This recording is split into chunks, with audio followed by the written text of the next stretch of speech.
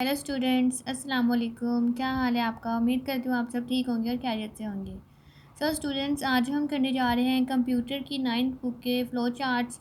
और आज हम फ़्लो चार्ट्स बनाएंगे और जिन बच्चों को फ़्लो चार्ट्स का नहीं पता तो मैं आज उनको बताऊंगी और आप लोग आसानी से फ़्लो चार्ट सीख सकते हैं। बहुत ही आसान तरीके से बताऊँगी। इतना आसान तरीका है कि आप लोग कभी भी कहीं भी इसको कर सकते हैं।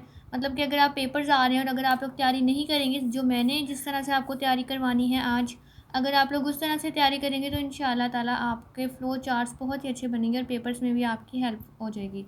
ठीक है। यहाँ पे हम 9th की जो बुक है आप लोग सामने देख सकते हैं कि मेरे पास पड़ी हुई है 9th की बुक सामने। ठीक है। ये 9th क्लास की बुक है। आप लोगों के पास अगर आप लोग 8 क्लास में हैं और अगर आप लोगों के पास 8 क्लास की बुक है कंप्यूटर साइंस की, तो आप लोग वो यूज़ कर लें। बट मैं 9th क्लास की पढ़ाती हूँ बुक्स, मतलब कि 9th क्लास के कंप्यूटर भी पढ़ाती हूँ, 9th क्लास की मैथ्स भी। 9th क्लास के बच्चे जो है ना वो इधर मेरे पास पढ़ें। ठीक है। बाकी जो सब्जेक्ट्स जो हैं वो मैं नहीं पढ़ाती, 8 क्लास में नहीं पढ़ाती, सिर्फ 9th क्लास पढ़ाती हूँ। कंप्यूटर और मैथ्स के अलावा मैं कोई सब्जेक्ट नहीं पढ़ाती। और आज मैं आपको हेल्प करूँगी ये सब चीज़ों को समझाने में। फ़्लो चार्ट बहुत ही आसान है, पहले मुझे भी बहुत मुश्किल लगते थे, लेकिन जो तरीका मैंने जो अपनाया उसकी वजह से मेरे जो फ़्लो चार्ट हैं वो बहुत ही इम्प्रूव हो गए। मतलब कि अब मुझे समझ आ चुकी है कि फ़्लो चार्ट किस तरह से करते हैं। ठीक है। आप लोगों को भी इंशाल्लाह समझ आ जाएगी जी। यहाँ पे हमारे पास है कंप्यूटर की बुक और अब हम इसको साइड पे करके खोल लेते हैं। ठीक है। यहाँ पे आप लोग देख सकते हैं कि मेरे पास मौजूद हैं फ़्लो चार्ट्स। ये फ़्लो चार्ट कुछ इस तरह से होते हैं। फ़्लो चार्ट का तो पता ही होगा ना कि वो किस तरह से होते हैं। मतलब कि इस तरह से स्टार्ट, सबसे पहले उसको लिखते हैं, फिर उसका आता है इनपुट, आता है आउटपुट, फिर प्रोसेसिंग आती है उसकी, फिर डिसीजन मेकिंग आता है उसका। ठीक है। इस तरह से 5 होती हैं, 5 होती हैं आपकी। ठीक है। 5 होती हैं। और सबसे पहले आपको स्टार्ट और एंड जो है वो बहुत इंपॉर्टेंट होता है। स्टार्ट और एंड आपको ज़रूर लिखना होता है। ठीक है। और साथ में आप लोगों को यहाँ पे इनपुट आउटपुट, आउटपुट लिखना ज़रूरी नहीं, इनपुट लिख सकते हैं। Input, output, decision making, processing, terminal, ये सारी चीज़ें बहुत इंपॉर्टेंट होती हैं। इनके बगैर आपका फ़्लो चार्ट नहीं बनता। और ये जो इस तरह से शेप्स में इन्होंने लिखा हुआ है ना, ये भी आपको बनानी होती हैं। फ़्लो चार्ट इस तरह से होते हैं कुछ। और अगर आपको समझ नहीं आई, अगर आपके टीचर ने समझाया और आपको फिर भी समझ नहीं आई, मैं आपको समझाती हूँ। यहाँ से नहीं समझाऊंगी, आपको अलहदा से एक पेज पे करके दिखाती हूँ। चलिए आइए हम समझते हैं पेज पे। यहाँ पे ये जो है ना, ये मेरी मैथ की बुक नहीं है, ये आईटी सीरीज़ है। ठीक है। अगर आपको बुक से समझ ना आ रही हो या सर से समझ ना आ रही हो तो आप आईटी सीरीज़ ले लीजिए। लेकिन अगर आपको आईटी सीरीज़ से भी समझ नहीं आ रही तो आप लोग मेरी ये वीडियो को देख सकते हैं और इसको लाइक और शेयर ज़रूर करिएगा। Let's start the video. बच्चों, आप लोग यहाँ पे सामने देख सकते हो कि मेरे पास एक शीट मौजूद है जिसके ऊपर मैं रेफ़र करूँगी। आप लोग कोशिश करें कि आप लोग ये जो काम है आपको समझा रही हूँ, आप इसको रफ पे ही करें। ठीक है। इसको नीट पे टीचर से, जो आपकी स्कूल टीचर है उससे पूछ के बगैर नहीं करना आपने काम। ठीक है। यहाँ पे आप लोग दो तरह के मार्कर ले लीजिए ताकि आपको समझ आ सके। ठीक है। यहाँ पे दो तरह के मैंने पेन्स और पॉइंटर ले लिए हैं। इधर हम सबसे पहले तो क्वेश्चन लिखेंगे। मैं आपको एक बार बता दूँ कि जब भी आप कोई भी पेपर प्रिपेयर कर रहे हो ना, आप लोगों के लिए बहुत ज़रूरी है कि आप लोग उसका गिवन डाटा लिखें या क्वेश्चन आंसर लिखें उसके। ठीक है। क्वेश्चन लिखना बहुत ज़रूरी होता है। अगर आप लोग क्वेश्चन लिखेंगे तो बार बार बुक से देखते रहेंगे और साथ ही बुक पे आंसर भी होता है और आंसर भी आप लोग देते हैं और आंसर आप लोग नहीं देखना चाहते। बट आप लोगों की ये ना बहुत ज़्यादा मेंटली एक प्रॉब्लम होती है कि बच्चों के साथ कि ना वो देखना नहीं चाहते, बट फिर भी ना वो आंसर की तरफ खींचे चले जाते हैं। मतलब कि उनका दिल करता है कि वो आंसर देख लें। वो कहते हैं हमने आंसर नहीं देखना, बस क्वेश्चन देखना है, हमें आंसर बहुत अच्छी तरह याद हो गया है। लेकिन उनको आंसर अच्छी तरह से याद नहीं हुआ होता, इसलिए वो देखते हैं। इसलिए आप लोग कोशिश करें कि आप लोग अच्छी तरह से आंसर याद करें और क्वेश्चन को लिख के बुक बंद करके साइड पे रखते हैं। अगर आप लोग का गलत होता है तो गलत होने दें। गलत, यही उम्र तो आपकी, ये जो एज है ना आपकी, सीखने की एज है। ठीक है। इसमें अगर आप लोग गलतियाँ करते हैं तो कोई बात नहीं, लेकिन जब आप लोग बड़े हो जाएंगे तब तो आप लोगों ने इसको सारी चीज़ों को पढ़ लिया होगा, तब आप लोग जाके फिर आप लोग परफॉर्म करें। अभी आप लोग परफॉर्म नहीं कर रहे, अभी आप लोग सीख रहे हैं। ये जो एज है ना आपकी, सीखने की एज है। जब आप लोग हो जाएंगे, टीचर बन जाएंगे, इंजीनियर बन जाएंगे, डॉक्टर बन जाएंगे, तब तो आप लोग कुछ ना कुछ बन जाएंगे। लेकिन अभी अगर आप लोग सीखेंगे तभी तो बनेंगे ना आप लोग। ये जो डॉक्टर्स हैं, ये टीचर्स हैं, ये सब लोग पढ़ के ही तो बने हैं। उन्होंने समझा है और पढ़ा है, सीखा है, फिर ही वो बने हैं। देखिए, जहाँ बात की जाए मैथ्स की, मैथ्स में जो है ना वो बच्चे क्या करते हैं कि गूगल पकड़ते हैं, टैब लेते हैं, मोबाइल लेते हैं, गूगल पकड़ते हैं, वहाँ से देख के सारा मैथ का काम लिख लेते हैं।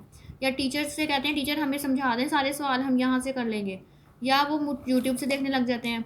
आप लोग कोशिश करें कि आप लोगों के पास बुक होती है, उसके साथ ही एग्जाम्पल्स दी होती हैं, 2-3 एग्जाम्पल्स दी होती है ना, ये तो सबको पता है, आपकी बुक्स में लिखी होंगी एग्जाम्पल्स। आप लोग एग्जाम्पल्स को देखें, और अगर आप लोगों को एग्जाम्पल ही समझ नहीं आती तो आप लोग मेरी वीडियोस देख लें, या मेरी वीडियोस नहीं देखनी तो आप टीचर से कंसल्ट करें, अपनी स्कूल टीचर से, या अगर आप लोग अकेडमी ज्वाइन की हुई है तो वहाँ से पूछें। आप लोग पूछें किसी से, ठीक है। ये ना करें कि आप लोग यूट्यूब से ढूंढें, गूगल से ढूंढ लें। तो जो मैंने आपको बताई हैं टिप्स, उनको फॉलो करें ताकि आप लोग आगे पेपर्स में आप लोगों के साथ कोई प्रॉब्लम ना हो, ठीक है।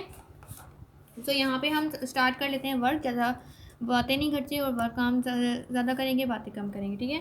तो इधर आप लोग सबसे पहले तो क्वेश्चन लिख लीजिए। दोबारा बता रही हूँ कि क्वेश्चन लिखना बहुत ज़रूरी है। सो इधर मैं क्वेश्चन जो है वो शॉर्ट फॉर्म में लिख रही हूँ, आप लोग भी शॉर्ट फॉर्म में लिख सकते हैं, ठीक है।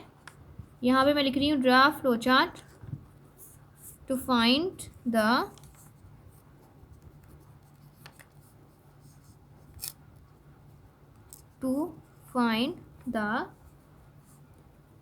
acceleration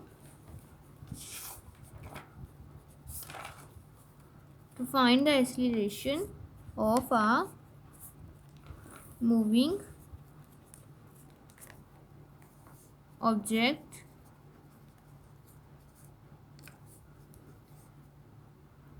with given mass and the force applied। ये जगह थोड़ी सी खुली है तो इसलिए आप लोगों को इतना ही नज़र आ रहा होगा, बट क्वेश्चन है, चलिए कोई बात नहीं, क्वेश्चन तो सबको ही आता है, बस आंसर भूल जाता है हर कोई। क्वेश्चन कौन है जिसको ना आता हो क्वेश्चन, बस एक दफ़ा देख लो। और क्वेश्चन को एक दफ़ा देख लेना, फिर क्वेश्चन भूलता नहीं है। पता नहीं आंसर को एक दफ़ा देखने से क्यों वो भूल जाता है, मतलब आंसर को एक दफ़ा देखने से याद नहीं होता आंसर। क्वेश्चन को भी याद करना पड़ता है। अगर कोई क्या है कि आप लोग क्वेश्चन याद करें, आपके पेपर में क्वेश्चन आने हैं, ठीक है, आंसर नहीं लिखने पड़ेंगे, आपको सिर्फ क्वेश्चन लिखने हैं, आंसर आएंगे और आपने इसके क्वेश्चन लिखने हैं, तो फिर क्वेश्चन तो याद करने पड़ेंगे ना, चाहे क्वेश्चन एक लाइन का क्यों ना हो, चाहे डिफाइन फ्लो चार्ट ही क्यों ना हो, आप लोगों का क्वेश्चन तो होगा ही, वो भी तो याद ही करना है आप लोगों ने। तो कोशिश करें क्वेश्चन भी याद करें, आंसर भी याद करें। अगर अकेले आंसर याद कर लेंगे, प्रैक्टिस करते रहेंगे आंसर्स की, और आप लोग सोचेंगे हमने तो प्रैक्टिस कर ली थी, ठीक है, टीचर ने कहा था कि प्रैक्टिस करते रहें और आपके जो हैं वो सवाल ठीक हो जाएंगे, और क्वेश्चन ही लिखा होगा पेपर में, आपके आ जाएंगे आंसर, ठीक है। जब आपको क्वेश्चन मिलेगा, आप लोग सोचेंगे क्वेश्चन कौन सा है, मैंने तो सारे सवाल किए थे लेकिन मुझे याद नहीं आ रहा कि मैंने किया कौन सा था, फिर आपको मसला होगा। इसलिए आप लोग कोशिश किया करें कि आप लोग क्वेश्चन भी याद करें, आंसर भी याद करें, ठीक है। तो यहाँ पे फ्लो चार्ट बनाना स्टार्ट करते हैं। सबसे पहले ये है हमारी यहाँ पे टर्मिनल शेप, ठीक है, ये इस तरह से बन चुकी है। अब यहाँ पे हम एरो लगा लेंगे। सबसे पहले पूरा फ्लो चार्ट बना लेते हैं हम, ठीक है। सो इस तरह से हम यहाँ पे लगाते रहेंगे, और इस तरह से रेक्टेंगुलर शेप हम बना देते हैं, ठीक हो गया। और इधर एरो लगाने के बाद फिर हम यहाँ लगा देंगे, फिर से ऐसी शेप आ जाएगी। और ये लास्ट वन है, एरो लगाने के बाद ये फिर से अगेन से हम ये बना देंगे, ठीक हो गया। इस तरह से आपने फ्लो चार्ट बना देना है।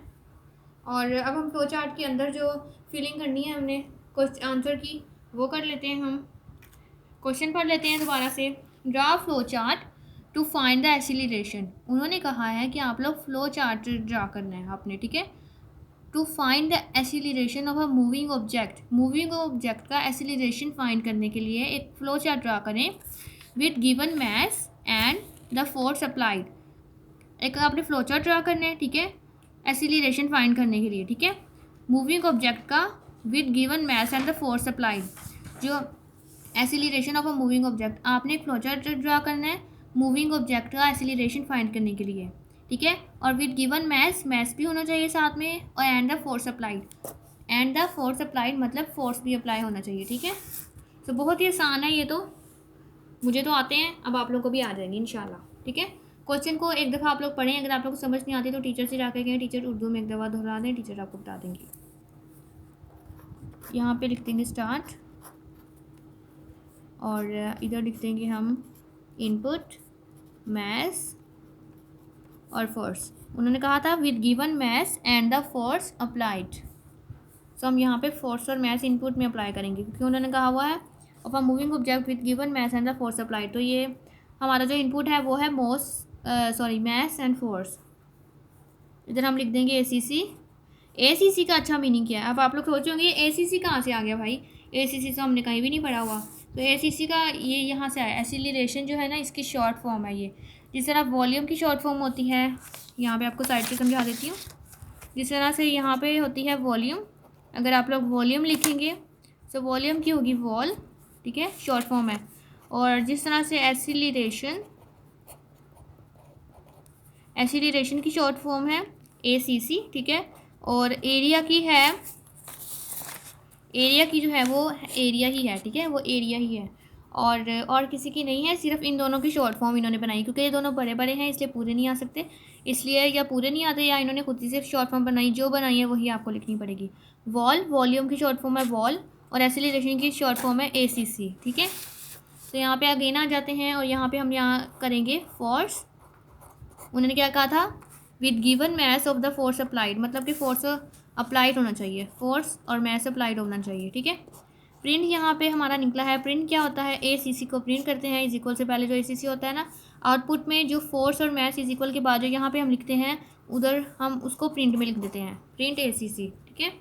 और यहाँ पे लास्ट में एंड लिखना मत भूलिएगा, ये बहुत इंपॉर्टेंट है। अगर आप लोग एंड नहीं लिखेंगे, सारा ठीक लिखेंगे, एंड लिखना भूल जाएंगे तो आप लोगों का सवाल फिर भी गलत हो जाएगा, ठीक है। ठीक हो गया जी, ये समझ आ गया आपको? सवाल अगेन समझा देती हूँ मैं आपको। यहाँ पे सबसे पहले आपको यहाँ पे स्टार्ट लिखना है, ठीक है। एक आपको समझ लीजिए वॉल शेप की आपने कोई बना लेनी है, ओवल शेप की, ठीक है, एक शेप बना देनी है। उसके बाद एरो लगा के आपने ये वाली शेप बनानी है, फिर ये शेप, फिर ये शेप, ये शेप। फिर आपने लिखना है इनपुट मैस एंड फोर्स, ठीक है। और एसिलेशन की शॉर्ट फॉर्म लिखनी है ACC, फोर्स मैस को अप्लाइड करना है हमने, with given mass and the force apply, ठीक है। और प्रिंट यहाँ पे हमारा क्या निकलेगा, यहाँ पे जो आउटपुट में ACC आता है वही हम यहाँ लिख लेंगे, और यहाँ पे एंड में आ जाएगा, लास्ट में आ जाएगा एंड, ठीक हो गया जी। तो अब हम चलते हैं नेक्स्ट पे। सो नेक्स्ट सवाल देखते हैं वो क्या होगा जी। तो जो नेक्स्ट सवाल है वो है, draw a flow chart to find the volume of a cube, ठीक है। ये आप लोग देख सकते हैं, यहाँ पे मैंने लिख दिया है, draw a flow chart to find volume of a cube, ठीक है। वो लोग कह रहे हैं कि आपने एक फ्लो चार्ट ड्रा करना है जिसके अंदर volume of a cube, to find the volume of a cube, आपने फ्लो चार्ट ड्रा करना है जहाँ पे हम cube, volume of a cube का वॉल्यूम फाइंड कर सकें। ऐसा कोई फ्लो चार्ट ड्रा करें। ऐसा कोई फ्लो चार्ट होता है क्या? देखा कभी आपने ऐसा फ्लो चार्ट?